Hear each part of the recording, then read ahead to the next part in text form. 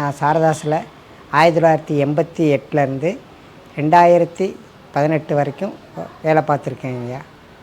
நன்றுடையானே தீயதில்லானே நரவெல்லேறு ஒன்றுடையானே உமையொரு பாகம் உடையவனே சென்றடையாத திருவுடையானே சிராப்பள்ளி குன்றுடையானே மணவாளன் ஐயா பேர் சொல்ல என் மனம் குளிருமே குளிருமே குளிருமே. கோவில் என்றாலே சாரதாஸ், சாரதாஸ் என்றாலே கோவில். அதிலும் எந்த கோவிலை எடுத்தாலும் மணவாளன் பிள்ளை மணவாளன் பிள்ளை மணவாளன் பிள்ளை. அதிலும் சமயபுரம் மாரியம்மன் என்பது அம்பாளே ஐயாவுக்கு வந்து ஒரு இஷ்ட தெய்வம். அம்பாளுக்காக நிறைய கைங்கரியங்கள் பண்ணியிருக்காங்க. அதாவது மாவிளக்கு மண்டபம் நிறைய பண்ணி கொடுத்துருக்காங்க. கோவிலுக்காக செஞ்சுருக்கக்கூடிய பணியில் பெரிய பணி மாவிளக்கு மண்டபம். அதே மாதிரி ஐயா வந்து சமயபுரம் மாரியம்மனுக்கு வந்து 4 கும்பாபிஷேகம் பண்ணி கொடுத்துருக்காங்க. 1 இல்லை 2 இல்லை, இது வரைக்கும் 4 கும்பாபிஷேகம் அவருடைய தலைமையில் சீரம் சிறப்புமாக தங்க விமானம் ஒரு கும்பாபிஷேகம், அதில் தங்க விமானம் கும்பாபிஷேகம் பண்ணியிருக்காங்க. உள்ள மூலஸ்தானத்தில் அதாவது எந்த பணியாக இருந்தாலும் ராஜகோபுரங்களில் வந்து எந்த பணியாக இருந்தாலும் ஐயா தான் அந்த கோவிலில் அவருடைய பணி தான் சிறந்த பணி. அதே மாதிரி கோவிலுக்காக நிறைய நிலங்கள் வாங்கி கொடுத்துருக்காரு. அதாவது செய்யக்கூடியதை அதாவது வலது கையில் கொடுக்கறது இடது கையில் தெரியக்கூடாது அப்படிங்கிறது அவருடைய இது. எப்போ அதை எதை செஞ்சாலும் நம்ம செஞ்சேன்னு சொல்லக்கூடாது, நம்ம அந்த வார்த்தையை சொல்லக்கூடாது. மாரியாய்க்கு நம்ம செய்கிறது வந்து அவள் கொடுக்குறத நம்ம செய்கிறோம், அதுதான் மாரியாய் பணி. இதை நம்ம செஞ்சுட்டு சொல்லக்கூடாதுங்கிறது அவருடைய இதுங்க. அதே மாதிரி மாரியாய்க்கு வந்து சித்திரை திருவிழாவில் 4 நாள் சாப்பாடு போட்டுறது அவங்க மட்டும்தாங்க சிறப்பாக செஞ்சு கொடுக்குறதுங்க. ஞாயிற்றுக்கிழமை ஆரம்பித்தாங்கன்னா செவ்வாய்க்கிழமை இரவு வரைக்கும் சாப்பாடு போடுவாங்க. 3 வேளை சாப்பாடு வர்ற பக்தர்களுக்கு கிட்டத்தட்ட எப்படி வச்சாலும் ஒரு 15-20 பேர்த்துக்கு சாப்பாடு போடுவாங்க. இது ஒரு பெரிய அன்னங்கிறதே ஒரு பெரிய ஒரு இதுதானுங்க. அன்னம் போட்டு பழிக்கிறதுங்கிறது ஒரு பெரிய சாப்பாடு போடுவாங்க. அதே மாதிரி கோவில் திருப்பணியில் எந்த இதுவாக இருந்தாலும் அது அவங்க நவராத்திரி 4ஆம் திருநாள் அவங்களுடைய உபயம் கோயிலுக்கு. அந்த உபயத்துக்கு வந்து பார்த்திங்கனாக்கா எல்லாம் என்ன இதுவோ அபிஷேகத்துலேருந்து அம்பாளுக்கு என்ன அபிஷேகம் பண்ணுமோ அபிஷேகங்கள்லேருந்து எல்லாமே சிறப்பாக பண்ணி கொடுத்துருவாங்க. அபிஷேகம் பண்ணி அம்பாளுக்கு அலங்காரம் பண்ணி அந்த புறப்பாடு எல்லாமே அவங்களே எல்லாமே பண்ணி கொடுத்துருவாங்க.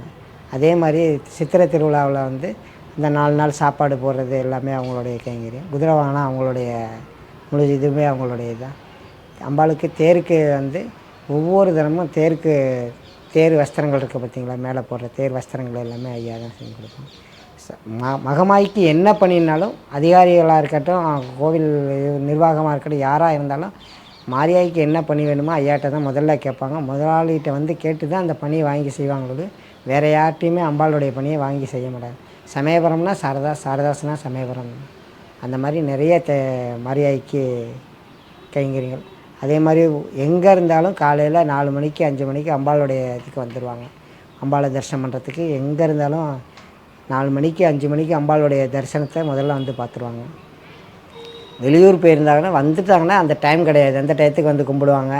என்ன பண்ணுவாங்கன்னு சொல்ல முடியாது. வெளியிலேருந்து வந்துட்டாலே உடனே வந்து 2 டப்பா தண்ணி ஊற்றி இப்படி தான் சொல்லுவாங்க. இந்த 2 டப்பா தண்ணி ஊற்றிட்டு வரேன்டா, வாட போய் அம்பாளை தரிசனம் பண்ணிட்டு வந்துடுவோம், போட்டு வந்துடுவோம் அப்படின்னு சொல்லி அம்பாளை வந்து இது பண்ணுவாங்க. அந்த அம்பாளுக்கு பச்சை பட்னி 28 நாள் வந்து சரியான ஆகாரம் கொடுக்கறதுக்கு யாருமே கிடையாதுங்க. மடப்பள்ளியில் அம்பாளுக்கு வந்து நெய்வேத்தியங்கள் வந்து சரியாக போகலன்னு சொல்லி முதலாளி காதில் பட்ட உடனே இவங்க உன்னிகிருஷ்ண பணிக்கரை வச்சு பார்த்ததில் இந்த மாதிரி என்ன இதுன்னு கேட்டோன்னா அவங்க சொன்னாங்க, இந்த மாதிரி அம்பாளுக்கு ஆகாரம் வந்து சாதாரண நாள்ங்கிறது வேறு சமாச்சாரம். விரதத்தில் இருக்கும்போது அம்பாளுக்கு வந்து ஆகாரம் நல்லதாக கொடுக்கணுங்கிறது தான் அவங்களுடைய இது. அந்த ஆகாரமே ஒழுங்காக இல்லைன்னதுக்கப்புறம் நம்ம கடையில் இருந்து ஆளை நியமித்து 28 நாள் விரதம் இருந்து பச்சை பட்டினி விரதம் இருந்து அம்பாளுக்கு காலையில் விடிய காலம் 4 மணிக்கு மாவடித்து கொடுக்குற அந்த பணியை ஐயா தான் செஞ்சு கொடுத்தாங்க மாரியாய்க்காக. அதே மாதிரி மாரியாய்க்கு முதல்ல மாரியாய்க்கு வந்து இந்த உடம்புல அமாவாசை இருக்குது பார்த்திங்களா, அந்த அமாவாசைவங்கெல்லாம் வந்து தங்கிறதுக்காக எல்லாம் கோயிலில் வந்து தீர்த்த அடிக்க காலையில் முதலாளி சாமி கும்பிட்டு வெளியில் வரும்போது தீர்த்த அடிப்பாங்க. தீர்த்த அடிக்க வரும்போது ஜனங்களை பார்த்தோன்னே என்னடா இவ்வளோ சிரமப்படுறாங்களே, இவங்களாம் எங்கடா தங்கியிருக்காங்க, என்ன பண்ணுறாங்கன்னு கேட்டு, இல்லைங்க இந்த மாதிரி இவங்கெல்லாம் இப்படி தான் கோயிலே தான் படுத்துக்குவாங்க அப்படின்னு சொன்னோன்னே இவ்வளோ அதாவது இதான் சொல்லுவார், ஜனப்பழக்கத்தில் இவ்வளோ மக்கள் வர இடத்துல இவங்களும் அந்த இடத்துல இருந்தாங்கன்னா அவங்களுக்கு எப்படி அது குணமாகும் அப்படின்னு சொல்லி முதல்ல அவங்களுக்காக அம்மாவத்தவங்களுக்காக தனி மண்டபம் கட்டி கொடுத்தது முதலாளி தாங்க. தனி மண்டபத்தை கட்டி கொடுத்தது இல்லாமல் இப்போ அவங்களுக்கு தண்ணி சௌகரியம்லாம் கோயிலேருந்தே போர் போட்டு எல்லாம் நாங்கள் செஞ்சு கொடுத்துறோன்னு சொன்னாங்க. ஒரு தரம் என்ன ஆயிடுச்சுனாக்கா, அதுக்கு தனியாக க்ளீன் பண்ணுறதுக்கு முதற்கொண்டு பாத்ரூம் க்ளீன் பண்ணுறதுக்கு எல்லாம் நம்ம தான் ஆள் போட்டு சம்பளம் கொடுத்து அந்த மாதிரி செஞ்சு கொடுத்தாங்க. அப்போ ஒரு கட்டத்தில் ஃபோன் பண்ணுறாங்க. நம்ம தான் தினமும் கோயிலுக்கு போயிட்டு வரும்போது முதலாளி பார்த்துட்டு சொல்லுவார், என்ன ஏது அவங்களுக்கு எதாவது குறை இருந்தால் பார்த்துருவாடா அப்படின்னு சொல்லுவார். ஒரு தடவை நம்ம போயிட்டு அவசரத்துக்கு பஸ்ஸுக்கு அர்ச்சனை பண்ணி தினமும் காலையில் அம்பாளுக்கு பால் எடுத்துகிட்டு போய் அர்ச்சனை பண்ணிட்டு வர்றது கோவில் பணி அதுங்க. முதலாளி வந்தாலும் வரலனாலும் தினமும் காலையில் ஒரு ஆள் வந்து சமயவரம் போய் அம்பாளுக்கு போய் அர்ச்சனை பண்ணிட்டு வரணுங்கிறது அம்பாள் இது. காலையில் மாணிக்க விநாயகருக்கு ஒரு அர்ச்சனையாகும், ஸ்ரீரங்கத்துக்கு ஒரு அர்ச்சனையாகும், நெய் விளக்கு போட்டு அர்ச்சனையாகும், நாகநாத சுவாமிக்கு ஒரு அர்ச்சனையாகும், சமயவரம் அம்பாளுக்கு தினமும் நடக்கும். வெள்ளி செவ்வாய்க்கு வயலூர் முருகனுக்கு வந்து அர்ச்சனைக்கு போயிட்டு வருவாங்க. இது வந்து தொன்று தொட்டு அம்பாள்கிட்ட கோவிலில் நடந்துகிட்ருக்க பண்ணிங்க. இப்படி கோவில் போயிட்டு வரும்போது ஒரு நாள் முதலாளி வந்து கடையில் இருக்கும்போது பாருங்கள், ஏதாச்சும் ஃபோன் பண்ணி அமாவாசை மண்டபத்துலேருந்து அமாவாசை ஃபோன் அடிக்கிறாங்க. ஐயா இந்த மாதிரி எங்களுக்கு பாத்ரூம் தண்ணி வரலைங்கன்னு சொன்னேன்.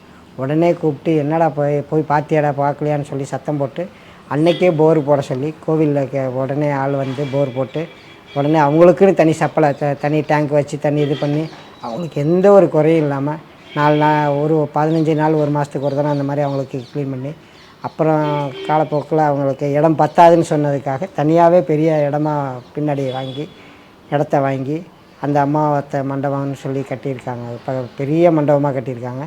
கோவிலுக்கு முடி மண்டபம் கட்டி கொடுத்துருக்காங்க. சொல்லிக்கிட்டே போகலாம். ஆற்றை திருப்பி விட்டுருக்காங்க. அதாவது ஒரு அரசன் செய்யக்கூடிய வேலையை, ஒரு அரசு செய்யக்கூடிய வேலையை வந்து ஐயா வந்து ரவ்வும் பகலும் அந்த இடத்துல உட்காந்து அந்த வேலையை பார்த்தாருங்க. அதாவது பொக்லின் வேலை பார்க்கலாம், எல்லாம் ஆள் பார்க்கலாம், பணம் பார்க்கலாம், எல்லாம் பார்க்கலாம். அவர் அந்த இடத்துல உட்காந்து வேலை பார்த்தாருங்க. சேரை போட்டு இந்த மாதிரி ஆற்றை வந்து சாதாரண விஷயம் இல்லைங்க. இங்கே இருக்க ஆற்றை எடுத்துகிட்டு போய் ஒரு 1/2 கிலோமீட்டர் தள்ளி அந்த கிட்டத்தட்ட ஒரு 2 கிலோமீட்டர் தூரம் அந்த ஆற்றை வந்து யாருமே செய்ய முடியாத ஒரு வேலைங்க. ஒரு அரசு செய்யக்கூடிய ஒரு வேலையாக செஞ்சு கொடுத்துருக்காருங்க மாரியாய்க்காக என்ன பணி கேட்டாலும் அம்பாளுக்கு சாத்தக்கூடிய வஸ்திரங்களும் அதே மாதிரி தான். அவர் பார்க்கும்போது பட்டில் தான் அம்பாள் ஜொலிக்கணும்னு நினைப்பாருங்க. தீபாவளி ஆச்சுன்னா கோவிலுக்குள்ளே இருக்க அம்பாளுக்கு வஸ்திரத்தை கொடுப்பாரு, கோவில் ஸ்டாப்புக்கு வஸ்திரத்தை கொடுப்பாரு. விடிய காலம் 4 மணிக்கு தீபாவளி அன்னைக்கு காலையில், இதெல்லாம் வந்து சாதாரண விஷயம் இல்லைங்க, எல்லாம் தெரிஞ்சுக்க வேண்டியது. விடிய காலம் 4 மணிக்கு எழுந்திரிச்சு குளிச்சுட்டு எல்லாம் அவங்களுக்காக துணிமணி அம்பாளுக்கு முதல்ல கொடுத்துருவாங்க. முதல்ல அதை எடுத்து தீபாவளி வந்துச்சுனாலே அமாவாசையில் அம்பாளுக்கு எடுத்து பிள்ளையாருக்கும் அம்பாளுக்கு மாணிக்க விநாயகருக்கும் அம்பாளுக்கும் வஸ்திரத்தை எடுத்து வச்சுருவாங்க. எடுத்து வச்சுட்டு தான் பணியவே ஆரம்பிப்பாங்க. வேறு எந்த பணியும் ஆரம்பிப்பாங்க. அந்த வஸ்திரத்தை வந்து மூலஸ்தானத்துலேருந்து உற்சவர்லேருந்து எல்லா சன்னதிக்கும், அதாவது அந்த கோவிலை சார்ந்த போத்தீஸ்வரன் கோவில், ஆதிமாரியம்மன் கோவில், உஜ்ஜயினி கோவில், ஜடாய்க்கு முக்தி கொடுத்த முத்தீஸ்வரன் கோவிலுக்கு, அந்த கோவிலுக்கு வஸ்திரம் மட்டும் இல்லாமல் அந்த கோயிலில் வேலை பார்க்குற சிப்பந்திகளுக்கும் வஸ்திரத்தை கொடுத்துருக்காங்க. அந்த மாதிரி வஸ்திரங்கள் கொடுத்து அந்த விடிய காலம் 4 மணிக்கு எழுந்திரிச்சு குளிச்சுட்டு இங்கேருந்து வெடித்து அந்த பட்டாசை வெடிச்சிட்டு வஸ்திரத்தெல்லாம் வண்டியில் ஏற்றி 4 வண்டியில் ஃபுல்லாக வஸ்திரத்தை ஏற்றிக்கிட்டு துணிமணிகள் எல்லாம் ஏற்றிட்டு நேராக சமயவரம் போய் அங்கே இருக்க அம்பாளை தரிசனம் பண்ணிவிட்டு, தீபாவளி அன்னைக்கு காலையில் அம்பாளை தரிசனம் பண்ணிவிட்டு, அங்கே இருக்க மக்கள் முதலாளி வருவாங்கன்னு தெரியும், எல்லாம் காத்திருப்பாங்க. அவங்களுக்கு எல்லாத்துக்கும் முதல்ல வஸ்திரம் கொடுப்பாரு. அங்கே இவங்கெல்லாம் உட்காந்துருப்பாங்க இல்லைங்களா, அவங்களுக்கு எல்லாத்துக்குமே வஸ்திரம் கொடுப்பாரு. கொடுத்துட்டு அங்கேருந்து நேராக சமயபுரத்துலேருந்து டோல்கட் வர வரைக்கும் பார்த்திங்கன்னா 2 பக்கமும் முதலாளி வருவாங்கன்னு தெரியும். ஒரு சாதாரணமாக கொடுக்க மாட்டாங்க. ஜென்ஸாக இருந்தால் ஒரு வேஷ்டி துண்டு, ஸ்வீட்டு, காரம். லேடிஸாக இருந்தால் சேலை, ப்ளவுஸு, ஸ்வீட்டு, காரம். இதை வச்சு ஒவ்வொருத்தரும் கொடுப்பாரு. யாரையும் அடிச்சிடக்கூடாதா, ஒருத்தரையும் ஒன்றும் வச்சுக்கூடாதா, ரோட்டில் இருக்க இதை வாங்குறதுன்னு குறுக்க நறுக்க வருவாங்களா, அது குறுக்க வர விட்டுறாதா, கவனமாக பார்த்துக்கண்டா அவங்க ஆனால் அவங்க அதை வஸ்திரம் வாங்கணுங்கிற பதஷ்டத்தில் வந்து ரோட்டில் குறுக்க வரும்போது பஸ்கார வேகமாக வந்துடுவாண்டா, கவனமாக நம்ம அதை தாண்டா பார்த்துக்கணும், ஆளுங்களை மேலே கை வச்சிடாமல் பார்த்துக்கணுண்டா, அதை கவனமாக பார்த்துக்கணுன்றாம்பாரு. அதாவது நம்ம பொருள் கொடுக்குறது பெருசில், அந்த பொருள் வாங்க வர்றவங்க தங்கமாக வந்துட்டு தங்கமாக போகணுண்டா அப்படிங்கிற மாதிரி. ஏன்னா அது பைபாஸ் ரோடு, அதில் இந்த ஒவ்வொரு ரோட்லேயும் பார்த்திங்கன்னா பாலத்துக்கு பாலம் எல்லாம் உட்காந்துருப்பாங்க. வருஷம் முதலாளி கொடுப்பான்னு தெரியும். மக்கள் அவ்வளோ மக்கள் உட்காந்துருப்பாங்க. அந்த வஸ்திரத்தை வாங்கிறதுக்காக வந்து உட்காந்துருப்பாங்க. அவங்க மனத்தில் பதஷ்டம் இல்லாமல் ஒடியாந்து வாங்கணுங்கிறதுக்காண்டி முதல்ல அவங்கள உட்கார வச்சுட்டு அவங்க கையில் எல்லாம் கொடுத்துட்டு அந்த மாதிரி ஒரு கைங்கரியங்கள் நிறையா பண்ணி. மலைக்கோட்டையில் வந்து மாணிக்க விநாயகருக்கு வந்து தங்க விமானம் கத கருங்கற்களால் செய்த பொற்கோவிலுங்க அது. கருங்கற்களால் செஞ்ச பொற்கோவில் மாணிக்க விநாயகர். அந்த மாணிக்க விநாயகருக்கு கீழே கருங்கற்கள் இவ்வளோ பெரிய ஸ்தலத்தை சின்ன இடமா இருந்துச்சுங்க. அவன் பின்னாடி பக்கத்தில் இடத்த வாங்கி அந்த மாணிக்க விநாயகர் வந்து என்எஸ்பி ரோட்டில் மாணிக்கமாக ஜொலிக்க வச்சது மணவாளன் பிள்ளை தாங்க. அவரால் தான் இந்த மாணிக்க விநாயகர் வந்து இந்த அளவுக்கு ஜொலிச்சதுங்க. இந்த இப்போ இவங்களை ஸ்தபதியாரை வச்சு என்னென்ன எவ்வளோ முறையாக செய்ய முடியுமோ ஐயர் உள்ளே போய் குனிஞ்சு நிமிர்ந்து தான் போய் அந்த பிள்ளையாருக்கு போய் இது பண்ணி ஆகணுங்க. உள்ளே ஒரு ஐயர் போனால் இன்னொரு ஐயர் அங்கே நிற்க முடியாது. பார்த்துட்டு அந்த இடத்தெல்லாம் சரி பண்ணி அந்த இடத்த வாங்கி அங்கே இருக்க எவ்வளோ இது வந்தாலும் யார் என்ன சொன்னாலும் அதுக்கு என்ன நம்மளை இது பண்ண முடியுமோ அதுக்கு அதிகாரிகள்லேருந்து அவங்களெல்லாம் யாரையுமே ஒரு கோவப்படாமல் இது பண்ணிடாமல் அவங்ககிட்ட என்ன மாதிரி வழிமுறைகளை அதே மாதிரி எங்கள் மாணிக்க விநாயகர் வந்து இன்றைக்கி இந்த அளவுக்கு பொற்கோவில், அதாவது கற்கோவிலோட பொற்கோவிலும் சேர்ந்து ஜொலிக்குதுன்னா அவர் தாங்க. அதே மாதிரி தாயுமானவர் வந்து தங்கத்தால் புதுசாக முதலாளி தான் தங்க கோபுரம் பண்ணி கொடுத்துருக்காங்க. மாணிக்க விநாயகருக்கு எப்படி தங்க கோபுரமோ அதே மாதிரி தாயுமானவருக்கும் தங்க விமானம் முதலாளி தான். பெரிய பணிங்க, அது சாதாரண பணி கிடையாது. எல்லாத்த விட பாறையில் சாரம் போட்டு செஞ்ச பணி பெரிய பணிங்க. அதாவது பெரிய அதிசயம் தாங்க அந்த வார்த்தையை சொல்லணுங்க. பாறையை பார்த்திங்கனாலே தெரியும் உங்களுக்கு, சறுக்கு பாறையாக இருக்குது. அந்த சறுக்கு பாறையில் சாரத்தை கட்டி இன்றைக்கி எவ்வளோ பெரிய இது. ஒவ்வொரு பாயிண்ட்டும் வந்து இது வந்துடக்கூடாதுங்க, செடி முளைச்சிடக்கூடாதுங்கிறதுக்காக வேண்டி அந்த பாயிண்டிங் பார்க்கணுங்கிறதுக்காக தான் எந்த காலத்தில் எந்த அரசர் செஞ்சுட்டு போனதோ அதை நம்ம வந்து அந்த இது மாறிடாமல் அந்த தொல்பொருள் இது மாறிடாமல் செய்யணுங்கிறது ஒவ்வொரு சன்னதியும் பார்த்து செய்யக்கூடியது அவர் தாங்க. அதே மாதிரி வேலை உச்சி பிள்ளையாருக்கு வந்து ஃபுல்லாக தங்க விமானம் போத்துனது அவங்க தாங்க. இன்றைக்கி திருவண்ணாமலை பார்க்கக்கூடிய ஜோதியை வந்து மலைக்கோட்டையில் தாய்மானவர்கிட்ட கொண்டு வந்து நிப்பாட்டியிருக்காங்க. சாதாரண விஷயம் கிடையாது. திருவண்ணாமலையில் போய் கோடி மக்கள் போய் திருவண்ணாமலை ஜோதியை பார்க்குறாங்க. அந்த ஜோதியை பூராமே திருச்சியில் பார்க்கணுங்கிறதுக்காக இன்றைக்கி பார்த்துருப்பீங்க, பெரிய ஸ்டாண்டு போட்டு தீபத்தை அன்னைக்கு பெரிய தீபம் ஏற்றுவாங்க. அந்த தீபத்தை வந்து கொண்டு வந்தது ஐயா தாங்க. இன்றைக்கி சாதாரண விஷயமே கிடையாதுங்க. நினச்சி பார்க்க முடியுங்களா? அந்த பாறையில் இன்றைக்கி ஸ்டாண்டு வச்சு இந்த தீபம் வந்து கொப்பரை வச்சு அங்கே எப்படி ஏற்றுறாங்களோ அதே மாதிரி இங்கே அண்ணாமலை தீபம் இங்கேயே ஏற்றுவாங்க. சுவாமி வந்து பார்க்கக்கூடிய ஒரு பெரிய காட்சி, காண கோடி கண் வேணுங்க. அந்த மாதிரி ஒரு இது பண்ணுவாங்க. அதே மாதிரி ஆனி மாதம் வந்து இவருக்கு கீழே மாணிக்க விநாயகருக்கு வந்து 8ஆம் நாள் பூஜைன்னு சொல்லி பெரிய சிறப்பாக பண்ணி கொடுப்பாங்க. அதே மாதிரி ஆவணி மாதத்தில் இந்த சதுர்த்தி நடக்குது இல்லைங்களா, சதுர்த்தியில் வந்து 8ஆம் நாள் உபயமாக முதலாளி பண்ணி தருவாங்க. ஒவ்வொரு தரமும் கும்பாபிஷேகம் பண்ணால் கும்பாபிஷேகத்தை பண்ணிவிட்டு விட மாட்டாங்க. அந்த கும்பாபிஷேகத்துக்கு உண்டான வருஷ பூஜைகளும் வந்து சீரும் சிறப்பமாக பண்ணி தருவாங்க. அந்த பணியை வந்து தாய்மானவருக்கு வந்து சிறப்பாக ஒவ்வொரு கும்பாபிஷேகமும் ஐயா தான் பண்ணுவாங்க. ஒவ்வொரு வருஷ பூஜையும் அவங்க தான் பண்ணுவாங்க. அதில் வருஷத்தில் நடக்கிற சுவாமி புறப்பாடை வந்துச்சுன்னா ஒவ்வொரு நாளும் நம்ம கடை முன்னாடி வந்து அந்த சாமியை புறப்பாடாகி நம்ம கடைக்கிட்ட வரும்போது பார்த்திங்கன்னா அவ்வளோ மக்கள் வந்து நிற்பாங்க. எதுக்காகனாக்க இப்போ சுவாமி வரத்துக்கு முன்னாடி யானை வரும்.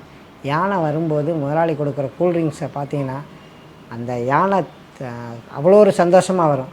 தன்னுடைய தகப்பனை பார்க்க, தன்னுடைய தாயை பார்க்க வரும். அந்த மாதிரி ஒரு ஆனந்தமாக வந்து ஐயா கையில் வந்து கூல்ட்ரிங்க் வாங்கி கொடுக்கிங்க. கடையில் வந்து கூல்ட்ரிங்க் கிரேடாக வச்சு முதல்ல அவர் கொடுக்கக்கூடியது நல்ல ஒரு சீப் வாழைப்பழம் கொடுத்துருவார் யானைக்கு பழத்தை கொடுத்துட்டு அந்த கூல்ட்ரிங்கை கொடுப்பார். அப்படியே அவ்வளோ அழகாக வாங்கி அந்த காட்சியெல்லாம் அதான் காண கோடி கண்ணு வேணுங்க. அந்த மாதிரி ஒரு கண்கொள்ளா காட்சியாக இருக்கும். அது அந்த தும்பிச்சைங்க தூக்கி அவரை பார்த்தோன்னே அதை தூக்கி காட்டுறது, அவர் கூல்ட்ரிங்க் கொடுக்குறதும் அதோடைய அழகே தனி தாங்க.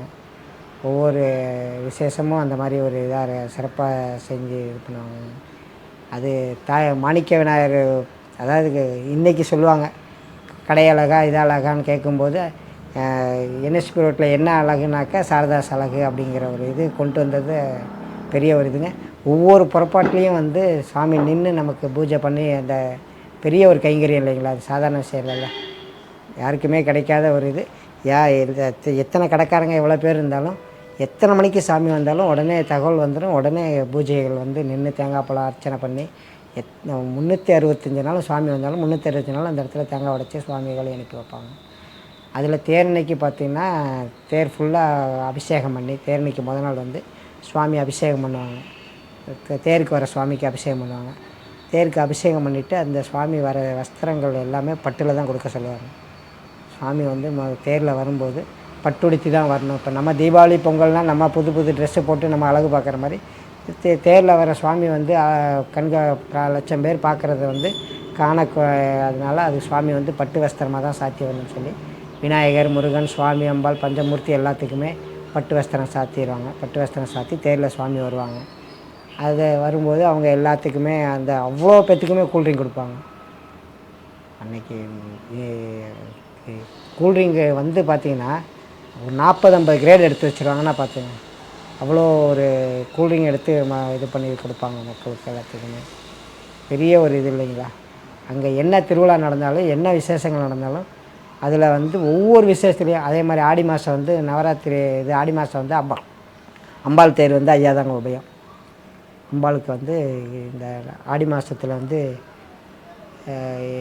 நவராத்திரி திருவிழா நடக்கும். அம்பாளுக்குன்னு தனி ஒரு திருவிழா இருக்குது. அந்த திருவிழாவில் தேர் உபயம் வந்து ஃபுல்லாகவே ஐயா தான் பண்ணுறாங்க. அதே மாதிரி தாய்மானவருக்கு வந்து இன்றைக்கி தான் இவ்வளோ பேர் வந்து தேர் இழுக்கிறாங்க. ஒரு ஒரு கட்டத்தில் சுவாமிநாதன் பேஸ்கார் இருந்தார். அப்போ பார்த்திங்கன்னா சுவாமி தேர் இழுக்கிறதுக்கு 6 மணிக்கு யாருமே இருக்க மாட்டாங்க. அம்பாள் தேர் இருக்க மாட்டாங்க, சுவாமி இருக்க மாட்டாங்க. கடைக்கு வரத்துக்கு லேட் ஆகிடுச்சு. என்னப்பா சாமி இன்னும் தேர் வரலையா, என்னப்பா போய் பாருங்கன்னு சொன்னோன்னே பேஸ்கார் வந்து சொல்கிறார் முதலாளி நீங்கள் இல்லைன்னா அந்த தேர் நவராது, நீங்கள் வந்தால் தான் தேர் நவரும். என்னப்பா சொல்கிற அப்படின்னு கேட்டார். அப்போ தான் சொல்கிறார், இந்த மாதிரி ஆள் இல்லைங்க முதலாளி. உடனே ஆளுங்களை பூரா அனுப்பிச்சி விட்றான்னு சொல்லி கடையில் இருக்கிற ஆளுங்களை பூரா அனுப்பிச்சிவிட்டு 2 தேருக்கும் கிட்டத்தட்ட அப்போக்கெல்லாம் கடையில் ஒரு 1000 பேர் இருக்காங்கன்னு வச்சுக்கோங்க. அவ்வளோ பேர்த்தையும் அனுப்பிச்சிட்டு தேர் இழுத்தேன். அப்புறம் நம்ம மக்கள் அதுக்கப்புறம் வருஷம் என்ன ஆகுனாக்க தேர் நிற்கினாக்க விடிய காலம் 4 மணிக்கு 3 மணிக்கு எல்லாத்தையும் எழுப்பி விட்டு குளிப்பாட்டி ரெடி பண்ணி 5 மணிக்கு எல்லாத்தையும் கூட்டிகிட்டு போய் சொல்லிடுவார். கடையில் இருக்க அவ்வளோ பேர்த்தையும் தேர் கூட்டு போய் சொல்லுவார். நம்ம ஆர்வமாக இழுக்க ஆரம்பித்ததுக்கப்புறம் பார்த்திங்கன்னா இன்றைக்கி ஒவ்வொரு தேருக்கும் வந்து அப்போ ஆளுங்க உற்சாகமாக தானே போவாங்க. ஏன்னா ஸ்டாஃப் எல்லாமே ஒரு இது பண்ணும்போது வெளியில் அவங்கள ஃப்ரீயாக விடும்போது அவங்களுக்கு ஒரு அந்த இதை பார்த்தோன்னே சுவாமிக்கு இழைச்சிட்டு போனோன்னே அவங்கெல்லாம் உற்சாகமாக இழுத்து இது பண்ணி அதே மாதிரி அதையே சொல்லிடுவாரப்பா, நம்ம போகிறது சாமிக்காரைய ஒருத்தருக்கு எந்த ஒரு தொந்தரவும் இருக்கக்கூடாது, யாருக்கும் எந்த ஒரு இடைஞ்சலும் இருந்துடக்கூடாது, ஒருத்தர் வந்து துச்சமாக நினச்சிடக்கூடாது, அது மாதிரியே பார்த்து கவனமாக கூட்டி போய் கவனமாக தேர்லெடுத்து கூட்டி வரணும்னு சொல்லுவார்.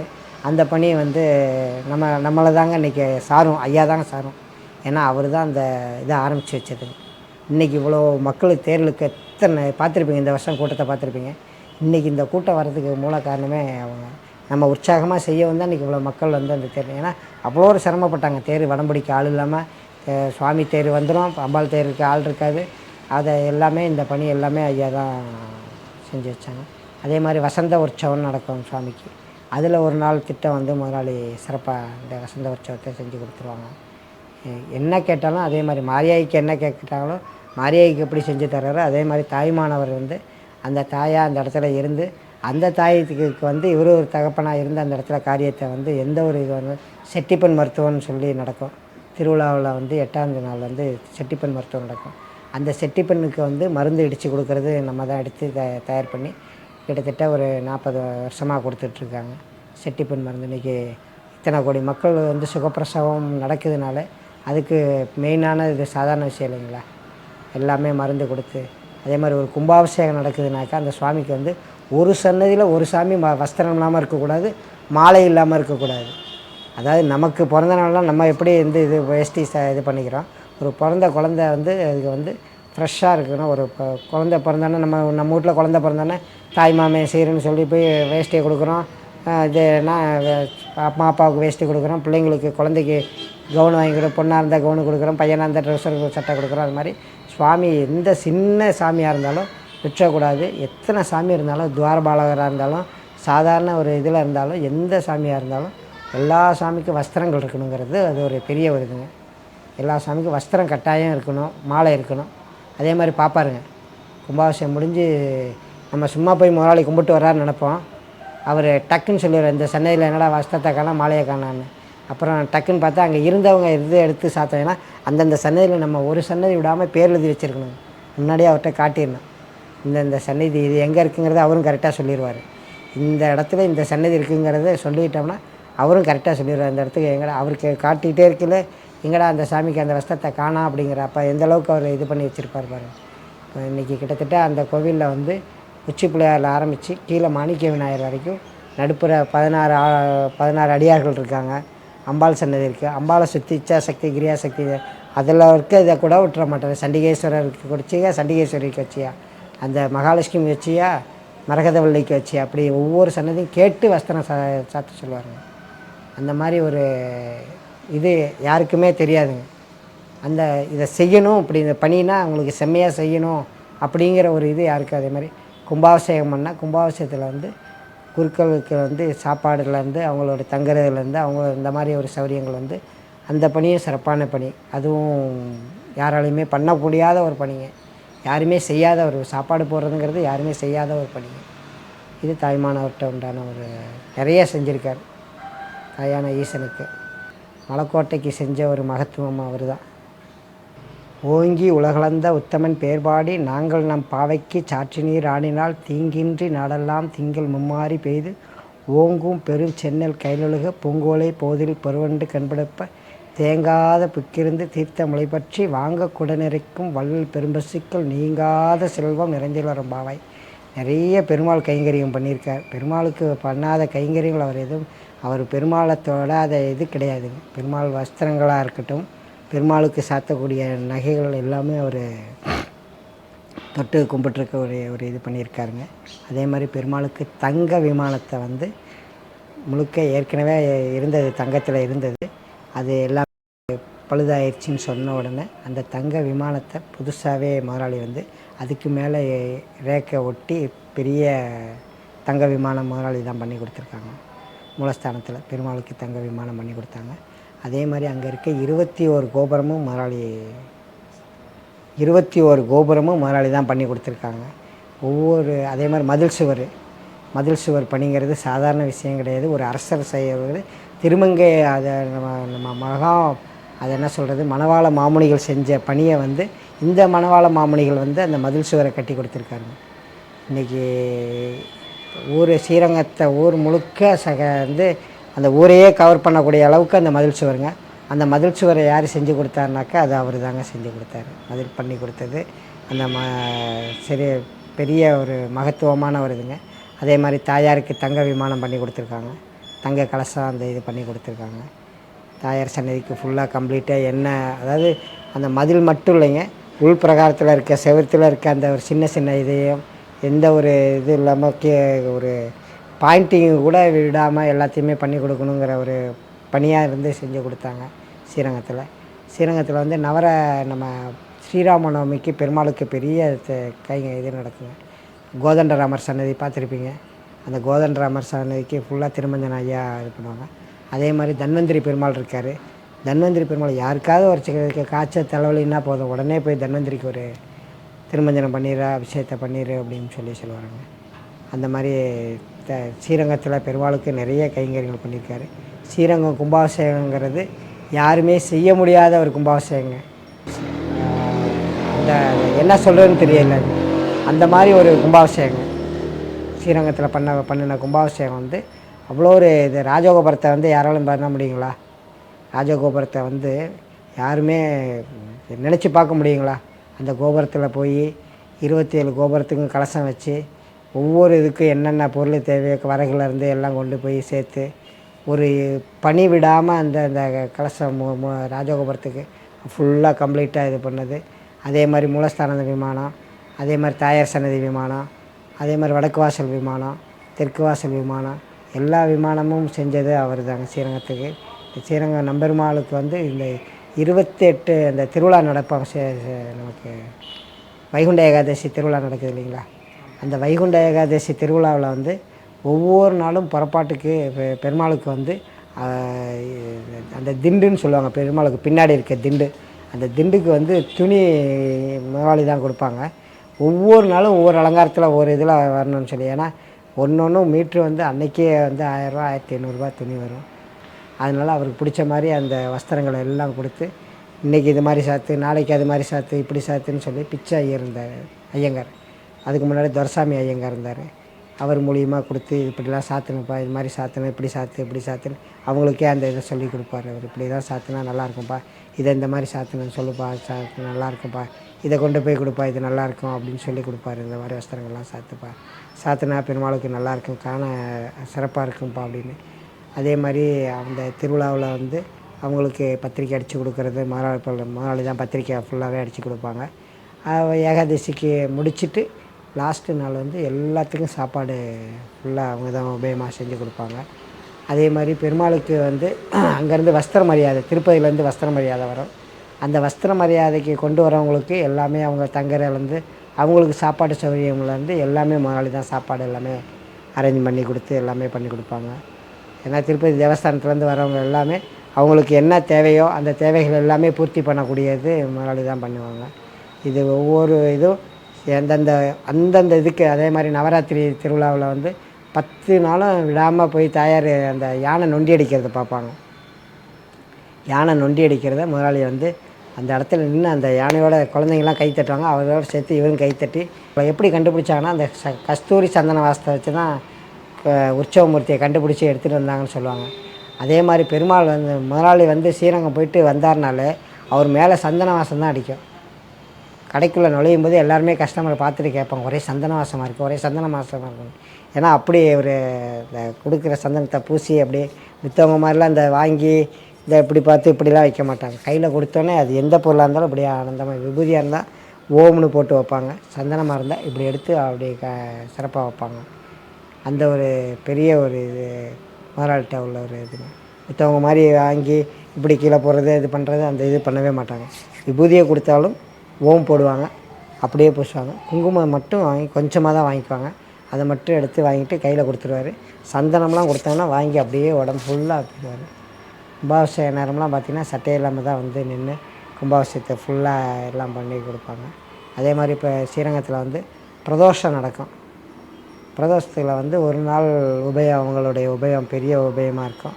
பெரிய செலவு பண்ணி அந்த பூஜைகளில் வந்து ஐயங்கார்லேருந்து அதே மாதிரி அவங்களுக்கு வந்து தீபாவளி ஒரு திருவிழா ஒரு பூஜைனாலே முதல்ல சாமி தூக்குறவங்கள பெருமாளுடைய திருவடி தாங்குறவங்க அப்படின்னு சொல்லி சாமி தூக்குறவங்களுக்கு தான் சம்பாவனை நிறைய தருவாங்க. எல்லாருமே காசு கொடுப்பாங்க.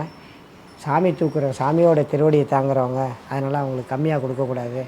அவங்களுக்கு தான் சமயபுரமாக இருந்தாலும் ஸ்ரீரங்கமாக இருந்தாலும் தாய்மானவராக இருந்தாலும் எந்த கோவிலில் இருந்தாலும் முதல்ல எங்கப்பா சாமி தூக்குறவங்க யாருப்பா அப்படின்னு தான் கேட்பாங்க. முதல்ல அவங்களுக்கு சம்மானம். ஏன்னா ஐயர் கூட ஒரு நேரம் என்ன முதல்ல ஐயர் கொடுக்காமல் இது பண்ணுறாங்க. ஆனால் அவர் செய்கிறது வந்து ஏன்னா சாமியோட திருவடி தாங்குறவங்க அவங்க தான். அதனால் அவங்களுக்கு தான் முதல்ல நிறைய செய்வாங்க. வஸ்திரமாக இருந்தாலும் அவங்களுக்கு தான் முதல்ல இது பண்ணுவாங்க. சம்பாவனையாக இருந்தாலும் அவங்களுக்கு தான் முதல்ல கையில் கொடுத்து சம்பாவனையை பூர்த்தி பண்ணுறத அவங்க தான். சாமி தூக்குறவங்களுக்கு தான் முதல்ல கொடுப்பாங்க. போன உடனே சாமி கும்பிட்டு பெருமாளை கும்பிட்டு திரும்பின உடனே எங்கப்பா சாமி தூக்குறவங்க ஐயங்கார் கொடுத்துருவாங்க. கொடுத்துட்டு எங்கப்பா சாமி தூக்குறவங்க எத்தனை வருஷம்ப்பா அப்படிம்பாங்க. வந்து நின்னாங்கனால முதல்ல அவங்க கையில் 16,000 வந்தாலும் சரி, 20,000 வந்தாலும் சரி, 50,000 என்ன கையில் வருதோ எத்தனை பேர்னு கேட்டு அப்படியே கையில் கொடுத்துருவாங்க. அதே மாதிரி முதலாளி கோயிலுக்குள்ளே வந்தாங்கனாலே அது எந்த கோயிலாக இருந்தாலும் சரிங்க, ஒரு எத்தனை பேர் இருக்காங்கிறது தெரியாது. முதலாளி வந்தாருனாலே கோயிலில் எத்தனை ஸ்டாஃப் இருக்காங்கிறது தெரிஞ்சுக்கலாங்க. ஏன்னா எல்லாருமே வந்து நின்றுவாங்க. ஐயா வரானாலே எல்லாம் வந்து நின்றுவாங்க ஐயாவை பார்க்கறதுக்கு. அதே மாதிரி சமயபுரத்தில் வந்து பார்த்திங்கன்னா சித்திரை மாதம் 1ஆம் தேதி அன்றைக்கி ஜனவரி 1ஆம் தேதி அன்றைக்கி முதலாளியை எல்லோரும் வந்து என்ன செய்வாங்கனாக்கா முதலாளி கையில் 10 ரூபா காசு அங்கே இருக்க கடைக்காரங்க பூராமே வந்துடுவாங்க, வந்து நின்றுவாங்க.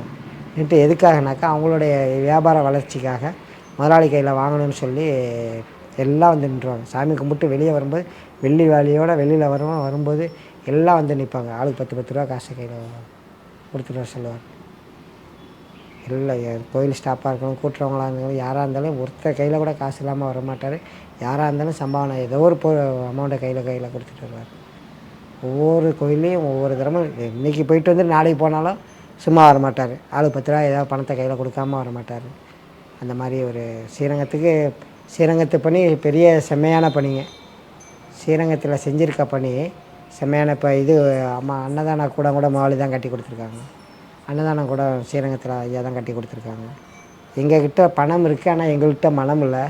முதலாளிகிட்ட வந்து பணமும் இருக்குது, அதை செய்யக்கூடிய மனமும் ஐயாக்கிட்ட தான் இருக்குது அப்படின்ற வார்த்தையை அவர் சொன்னாருங்க. முதலாளி பார்த்து எந்த அதிகாரியாக இருந்தாலும் யாராக இருந்தாலும் வந்தோடனே முதல்ல ஐயாட்ட வந்து ஐயா இந்த பணி இருக்குது நீங்கள் தான் செஞ்சு தரணும், உங்களை தவிர வேறு யாரும் அந்த பணியை செய்ய முடியாது, அந்த பணியை செய்யக்கூடிய அந்த பணியை வந்து செம்மையாக சிரத்தையாக செஞ்சு கொடுக்குறது நீங்கள் தான்.